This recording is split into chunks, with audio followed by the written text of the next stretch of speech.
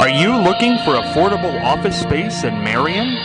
The professional building located at 685 Delaware Avenue is the place for you. For more information, call 740-383-6803. Office space is now available. Again, telephone number 740-383-6803. This is Scott Spears, and I'd like to welcome you to Scott Spears Now. Today the guest, multiple Emmy winner, Robert Guillaume. Robert, of course, best known for his work on TV's Benson and Soap, has starred in a string of movies, as well as a very acclaimed performance of Phantom of the Opera, touring the country, in which he played the Phantom. But today Robert joins us for a very personal reason, as May is Stroke Awareness Month. In 1998, Robert suffered a stroke while working on the set of TV's Sports Night, and today he will share that experience and hopefully help many of you who are watching this. Before we get to Mr. Guillaume, I do want to read some facts on stroke that I will read during the interview with Robert, but I want to read them now so you get them twice because they are very, very important. Stroke kills almost 130,000 Americans each year. That's 1 in every 19 deaths. On average, 1 American dies from stroke every 4 minutes. Stroke costs the United States an estimated $38.6 billion each year. Stroke is the leading cause of serious long-term disability. African Americans are more likely to die following a stroke than are whites. African Americans' risk of having a first stroke is nearly twice that of whites. Common stroke warning signs and symptoms: some sudden numbness or weakness of the face, arm, and leg, sudden confusion, sudden trouble seeing in one or both eyes, sudden trouble walking, dizziness, loss of balance or coordination, sudden severe headache with no known cause. And this is the most important and maybe staggering fact of the whole thing. Stroke is the leading cause of death in the United States. People of all ages and backgrounds can have a stroke. #1 cause of death. Very important issue. Should be talking about it all the time. Going to talk about it right now with a guy I like a whole lot, Robert Guillaume. This is Scott Spears, and May is National Stroke Awareness Month.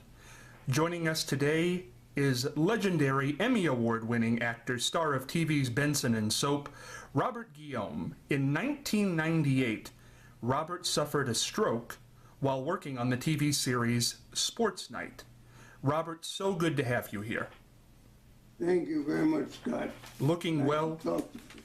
Yeah, looking well as always. I want to read a few facts on stroke before we get into your story. This is from the Center for Disease Control and Prevention. Stroke kills almost 130,000 Americans each year. That's 1 in every 19 deaths. On average, 1 American dies from stroke every 4 minutes. Stroke costs the United States an estimated $38.6 billion each year. Stroke is the leading cause of serious long-term disability, and the big one, stroke is the leading cause of death in the United States. People of all ages and backgrounds can have a stroke. Interesting facts. Robert, what happened in 1998? Well, I suffered a stroke, to make it succinct, and for a long time that morning, I was not aware that I was having a stroke. I just thought I, for some reason, couldn't control my limbs and whatnot. But it turned into a stroke after I went to work and I fell down and couldn't get up, and I had come in to the show for rehearsal, and I fell down and I couldn't get up. And they kept calling me on the phone. Finally, they got me. And they came up to see, and they asked me, what's the matter? Well, come on down, we need you. I said, well, I can't. I'm disabled. And so they came upstairs, and we subsequently went to the hospital, which was a short distance away. And they consulted my doctor and told him what was wrong, and he concluded that I was probably having a stroke. I still didn't understand. I still didn't know. I wasn't that familiar with what I suppose if I had been paying more attention when I first heard about strokes, I would have known. But somehow it just never registered with me. That day before you fell down at work, had you noticed anything else going on with you? I think maybe a couple of days in the week prior, I had I don't know, some memory problem, or I couldn't pronounce my words, or slurring or something like that, but nothing to alarm me. At any point during that, when you were slurring your words a little bit, did you think I maybe should make a doctor's appointment or go to the emergency room? Of course not. I had never been sick. It just did not occur to me. Had you seen doctors on a regular basis? Was there any predisposition to it? No, I didn't see doctors regularly. I didn't have medicines to keep track of or anything like that. I was in what I would call perfectly good health. I do want to read one more fact here from the Center for Disease Control, because I think this one is kind of important for people to understand. Stroke is the leading cause of death for all Americans, but the risk of having a stroke varies with race and ethnicity. African Americans' risk of having a stroke is nearly twice that of whites. Hispanic Americans' risk falls between that of whites and African Americans. American Indians and Alaskan Natives and African Americans are more likely to have had a stroke than any other group. Moreover, African Americans are more likely to die following a stroke than whites are. What does that say to you, Robert? It says we're awfully unlucky. Well, it's the one statistic in which we lead. They're so often in citing statistics, we are quite often way behind. But this one we seem to be way in front. When you got to the hospital that day, with stroke, I think people think of speech problems and numbness on one side. When you were brought to the hospital and they discovered they thought you were having a stroke, what was your physical state? I was alert. I was conscious. I was speaking. I noticed a slight impairment in my speech, but nothing again alarming. Did you have any after effects that stuck with you? Yeah, I was disabled on the left side, and not to any great degree. It's always caused me to think, well, maybe I had a not so large stroke. When you realized you had had a stroke and you were impaired on one side, how did that affect you mentally?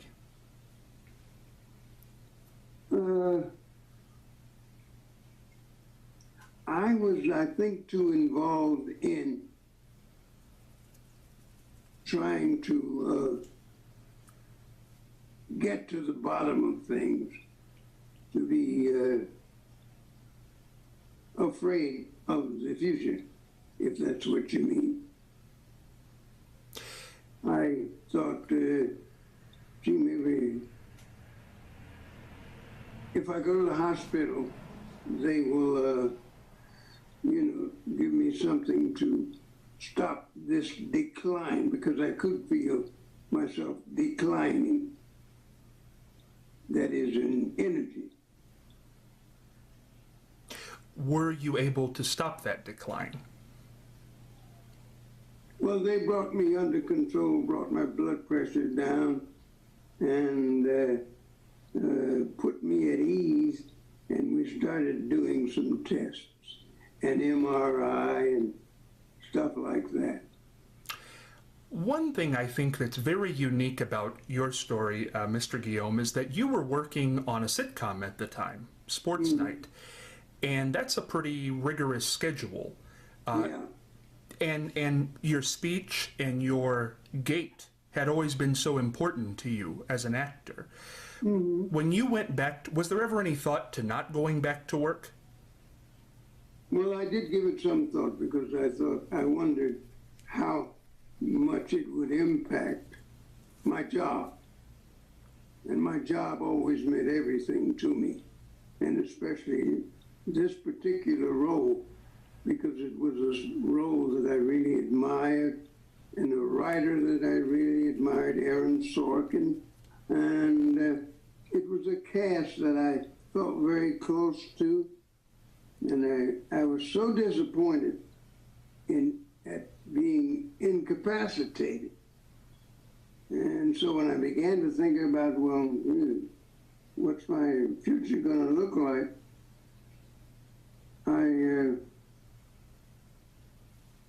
my wife had the idea, my wife Donna had the idea that they should write the stroke into my character, so that if I were to appear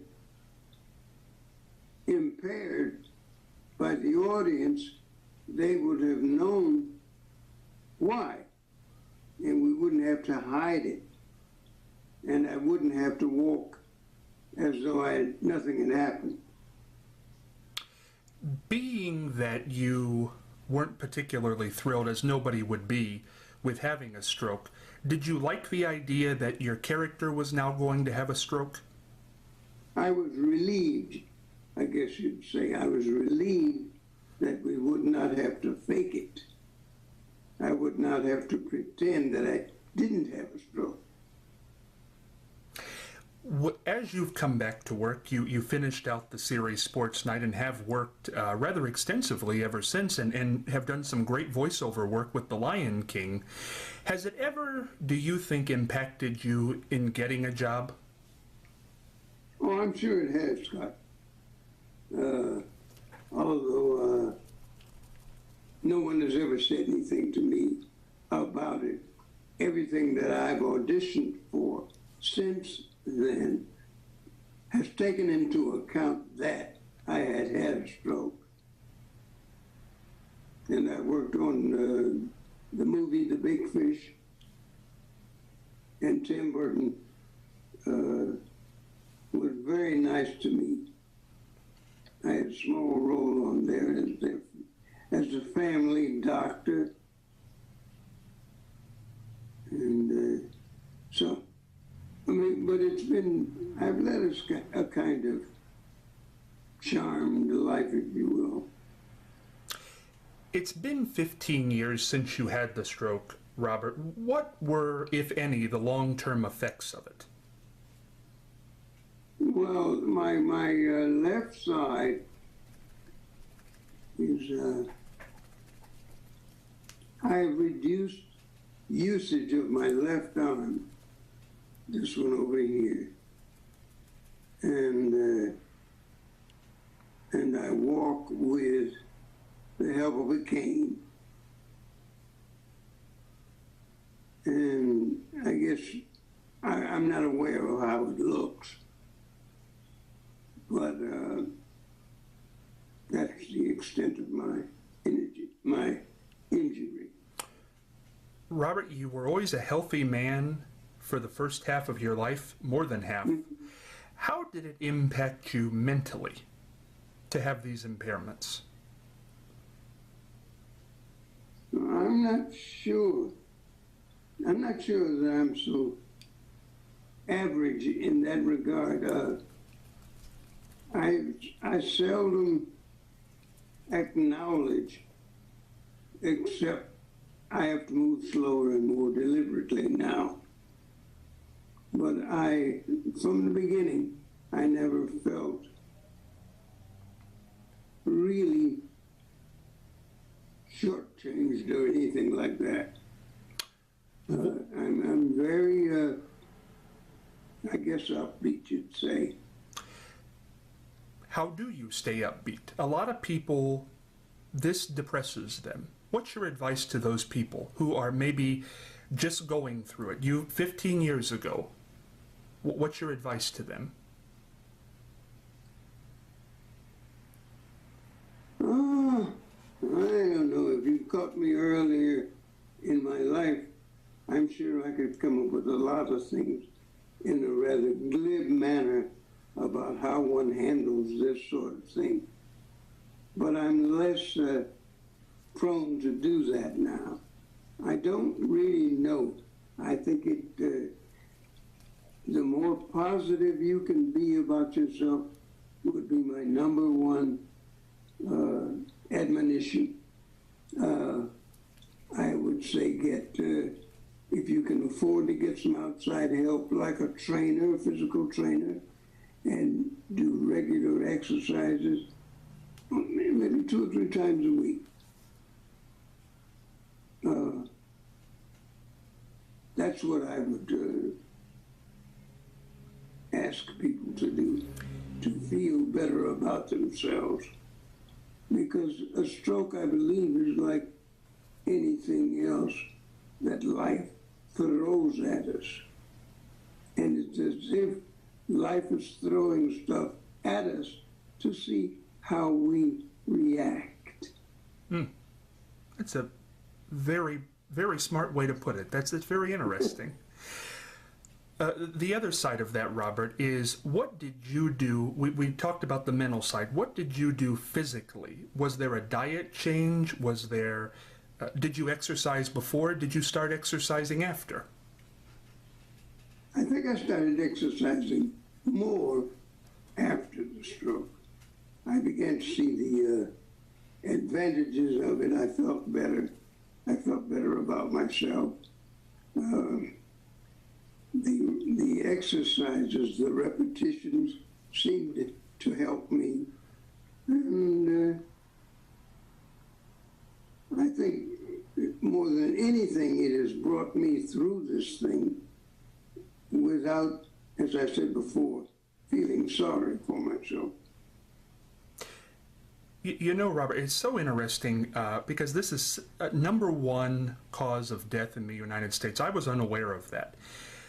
Why do you think it is the number one, just an opinion, why is it the number one cause, do you think? Because I think